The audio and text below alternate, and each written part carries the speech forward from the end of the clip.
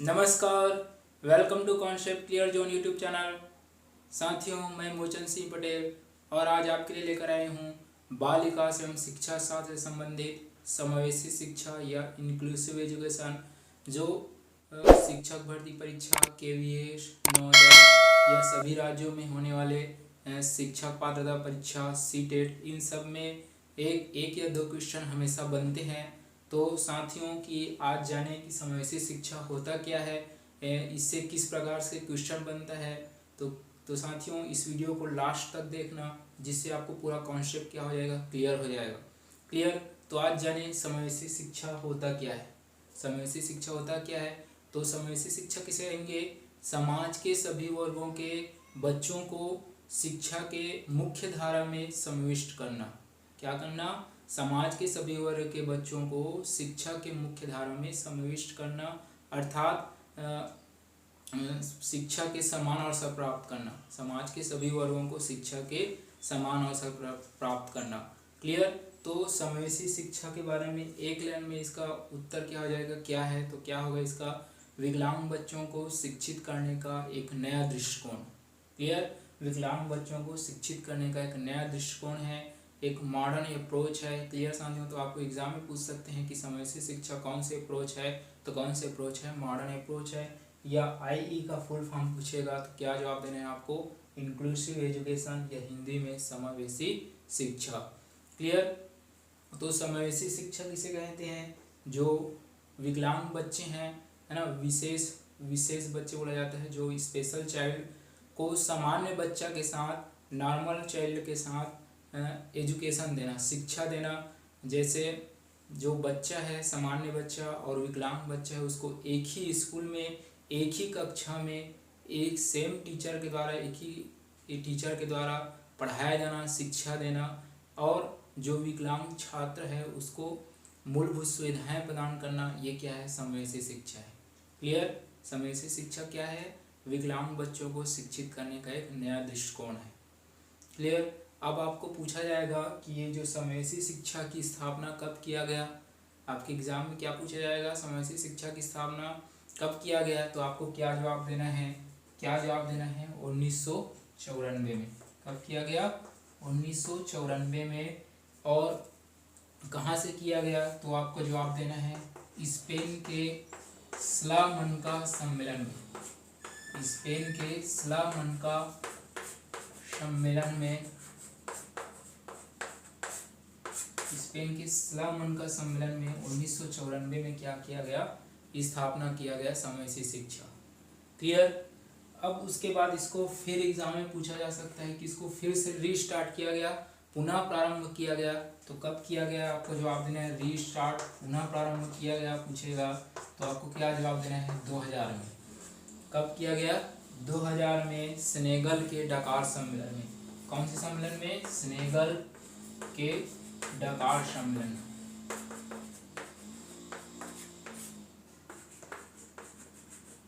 Senegal के डकार सम्मेलन। क्लियर साथियों। तो आपसे एग्जाम में किस प्रकार क्वेश्चन बनेगा कि सबसे पहला क्वेश्चन समावेशी शिक्षा प्रारंभ ये कब हुआ या स्थापना कब हुआ, तो 1994 में। कौन से सम्मेलन द्वारा, तो स्पेन के सलामनका सम्मेलन में। क्लियर। अब फिर उसको पूर्ण रूप से कार्यविधि, है ना, यहाँ तो स्थापना कर दिया गया, लेकिन पूर्ण रूप से उसका विकास नहीं हो पाया था, इस कारण पुनः रीस्टार्ट किया गया 2000 में सेनेगल के डकार सम्मेलन में। कब किया गया? सेनेगल के डकार सम्मेलन में। क्लियर साथियों। और जो भारत में समावेशी शिक्षा के बारे में जो RCI है और NCT है, इन दोनों ने 2005 में क्या किया, ये समावेशी शिक्षा के बारे में चर्चा किया। और जो दिव्यांग बच्चे हैं, विकलांग बच्चे हैं, उसके विकास के लिए पूर्ण रूप से सुविधा देने की चर्चा की गई। और जो शिक्षक है उसको पूर्ण रूप से प्रशिक्षित करने की बात कही गई। क्लियर साथियों। तो RCI और NCT क्या है, इसके बारे में आपको एग्जाम में देखने को मिल सकता है, तो ध्यान से देखना। ये RCI क्या है पहले जाने। सबसे पहले क्या है RCI, तो RCI का फुल फॉर्म आपको पूछ सकते हैं, तो आपको क्या जवाब देना है? रिहेबिलिटेशन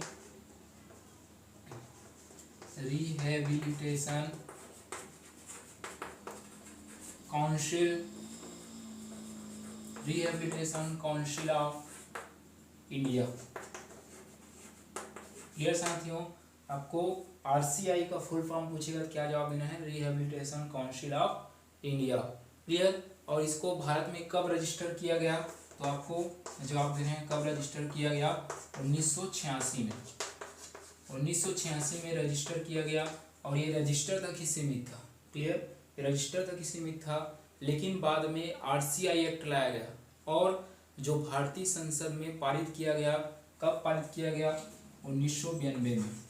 आरसीआई एक्ट कब पारित किया गया? 1992 में, और पूर्ण रूप से भारत में क्या हो गया? कानून लागू हुआ आरसीआई एक्ट के तौर पर 1992 में। तब से इसको फॉलो कर रहे हैं। क्लियर, क्लियर यहाँ तक? तो आपसे क्या क्वेश्चन पूछेगा? आरसीआई फुल फॉर्म कब रजिस्टर किया गया? 1986 में। और आरसीआई एक्ट कब आया? तो आपको क्या जवाब देना है? 1992 में। क्लियर साथियों, अब मैं बात किया एनसीटी, इसके बारे में एनसीटीई। क्लियर, तो आपको क्या पूछ सकते हैं? एनसीटी फुल फॉर्म क्या है? तो एनसीटी फुल फॉर्म क्या होगा?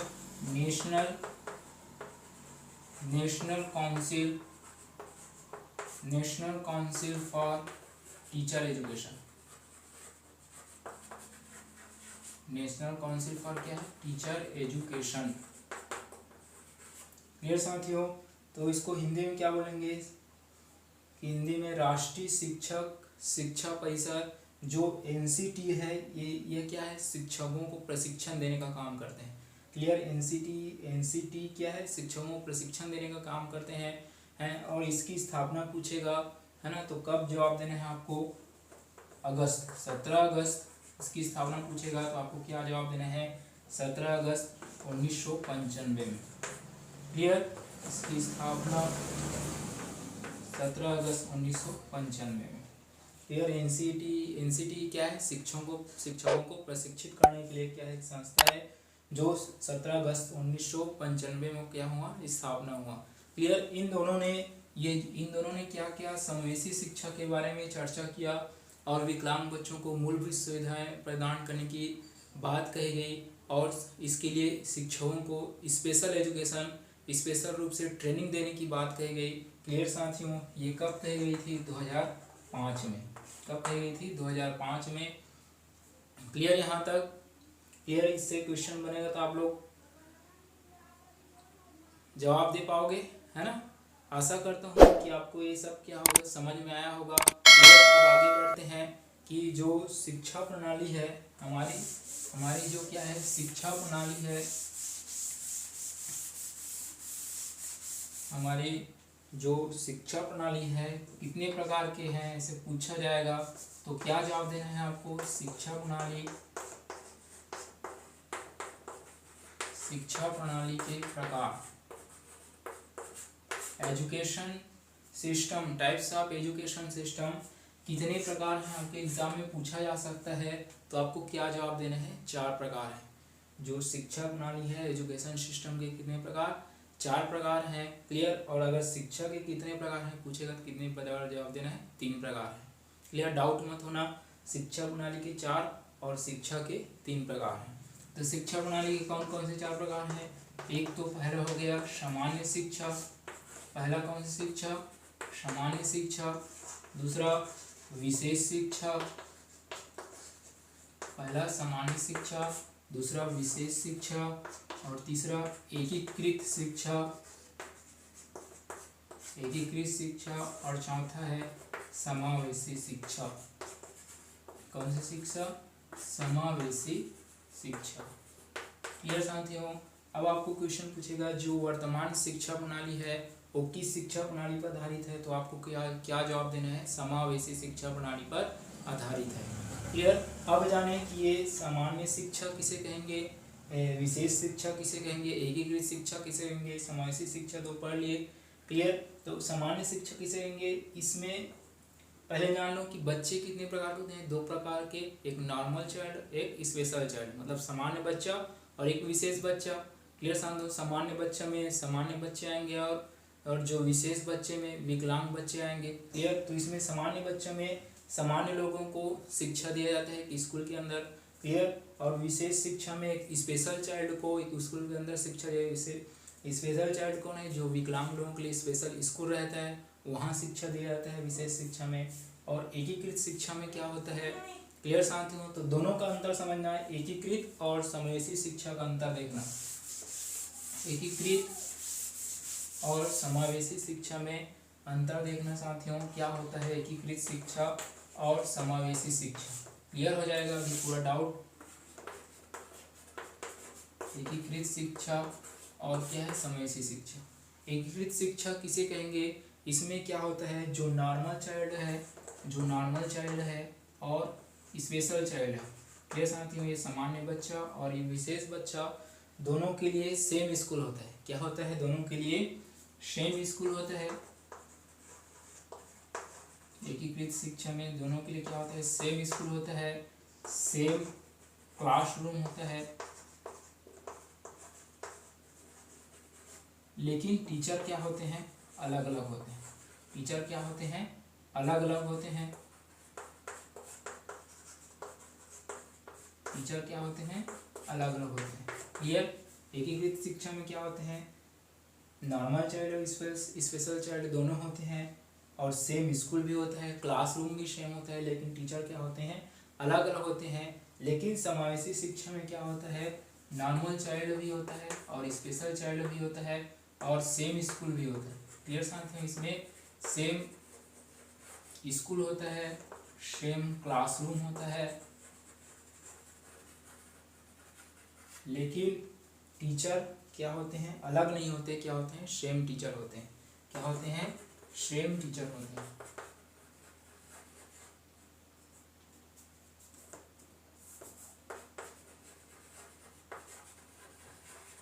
क्या होते हैं, सेम टीचर होते हैं। क्लियर साथियों। और ये समावेशी शिक्षा में जो बच्चा होता है उसको एडमिशन के पूरा ही उसकी क्या किया जाता है, उसकी पूरा सुविधाएं प्रदान कर दी जाती है। क्लियर। लेकिन जो एकीकृत शिक्षा प्रणाली में एडमिशन के बाद क्या किया जाता है, बच्चों को सुविधाएं प्रदान करने की बात कही गई है। क्लियर। समावेशी शिक्षा में क्या होता है, जो बच्चे एडमिशन लेने के पहले ही क्या कर लेते हैं, पूर्ण रूप से तैयारी कर लेते हैं कि किस बच्चे को किस प्रकार की सुविधा उपलब्ध कराना है। क्लियर यहाँ तक कि एकीकृत शिक्षा क्या है, समावेशी शिक्षा क्या है। क्लियर। तो आप आज की जो वर्तमान शिक्षा प्रणाली है वो किस पर आधारित है, तो आपको क्या जवाब देना है, समावेशी शिक्षा प्रणाली। क्लियर यहाँ तक। क्लियर। अब आपके एग्जाम में क्या पूछा जाएगा कि IEDC का फुल फॉर्म क्या है या IEDSS का फुल फॉर्म क्या है। क्लियर। तो आपको क्या जवाब देना है, IEDC का फुल फॉर्म क्या है, integrated education for disabled children. Clear. IEDC का फुल फॉर्म क्या है, integrated education for disabled children. और IEDSS का फुल फॉर्म पूछेगा तो आपको क्या जवाब देना है, जो IEDC है इसको रिमूव करके क्या लाया गया, IEDSS लाया गया। क्लियर। तो IEDSS का फुल फॉर्म पूछेगा तो आपको क्या जवाब देना है, inclusive education for disabled at secondary stage. Clear. Inclusive education for disabled at secondary stage. और इसको कब लाया गया पूछा जाएगा तो आपको क्या जवाब देना है, 2009 और 2009-10 में। कब लाया गया, 2009-10 में। क्लियर। इसके बारे में केवल क्या पूछेगा, फुल फॉर्म ही पूछेगा। क्लियर। अब देखेंगे अधिगम अशक्तता क्या है ना, अधिगम अक्षमता क्या है। अधिगम अक्षमता एक ऐसी मानसिक मनोदशा है जिसमें बच्चों को सीखने में प्रभावित करता है, जैसे लेखन संबंधी, पठन संबंधी, कैलकुलेशन करने संबंधी क्या होता है, बच्चों को प्रभावित करते हैं, समस्या का सामना करना पड़ता है, समस्याग्रस्त होता है, तो ये क्या है, अधिगम अशक्तता है। तो अधिगम अशक्तता से हमेशा एक न एक क्वेश्चन बनते हैं। क्लियर साथियों। तो कैसा क्वेश्चन बनता है देखो, तो डिसलेक्सिया जैसे एग्जाम में दिया रहेगा, डिसलेक्सिया किससे संबंधित है, तो आपको क्या जवाब देना है, पठन से संबंधित है। किससे संबंधित है, पठन अशक्तता या पठन अक्षमता से संबंधित है। क्लियर। अब इसको कैसे पहचानना है, डिसलेक्सिया, लेक्सिया मतलब लेसन पढ़ रहे हैं, क्या पढ़ रहे हैं, लेसन पढ़ रहे हैं, तो याद रखना है डिसलेक्सिया मतलब लेसन पढ़ रहे हैं, तो क्या है, पठन अशक्तता है, पठन संबंधी अशक्तता है। क्लियर। अब डिसग्राफिया को क्या है, ग्राफ ग्राफ से याद रखना है, ग्राफ बनाना है मतलब लेखन से संबंधित है। किससे संबंधित है? लेखन अशक्तता। क्लियर। डिस्फेजिया, फेजिया मतलब फेस से संबंधित है, मुंह से, मतलब वॉइस, मतलब वॉइस तो क्या रखना है? वाचन संबंधित है, वाचन अशक्तता। क्लियर। अब डिसकैलकुलिया, डिसकैलकुलिया मतलब कैलकुलेशन किसमें कहते हैं? किसमें करते हैं? गणित संबंधी समस्या, गणित संबंधी समस्या के लिए। क्लियर। अब आपको याद रखना है ADHD का फुल फॉर्म हमेशा एग्जाम में पूछा जाता है, तो ADHD का फुल फॉर्म याद रखना है। तो क्या है ADHD का फुल फॉर्म? अटेंशन, ADHD का full form attention deficit, attention deficit hyper, attention deficit hyper activity disorder, activity disorder, activity disorder. Clear साथियों? तो आपको ये दिया रहता है, तो एग्जाम में क्या होता है? डाउट होता है। क्या होता है? डाउट होता है। तो इसको कैसे याद रखना है? डिसलेक्सिया मतलब हम लेसन पढ़ रहे हैं, तो किससे संबंधित पढ़ रहे हैं? मतलब पठन संबंधित समस्या है। डिसग्राफिया हम लोग ग्राफ बना रहे हैं, तो लेखन संबंधी समस्या है। क्लियर। डिस्फेजिया फेस से संबंधित है, तो वॉइस, फेस से वॉइस, तो ये क्या है? वाचन संबंधी समस्या है। डिसकैलकुलिया नाम से समझ में आ रहा है कि कैलकुलेशन संबंधित है, तो क्या है? गणित संबंधी समस्या के लिए। क्लियर। और आपके एग्जाम में डायरेक्ट पूछा जाता है और कई बार पूछा भी जा चुका है ADHD का फुल फॉर्म, तो आपको क्या जवाब देना है? Attention deficit hyper activity disorder, hyper activity disorder. Clear यहाँ तक? क्लियर।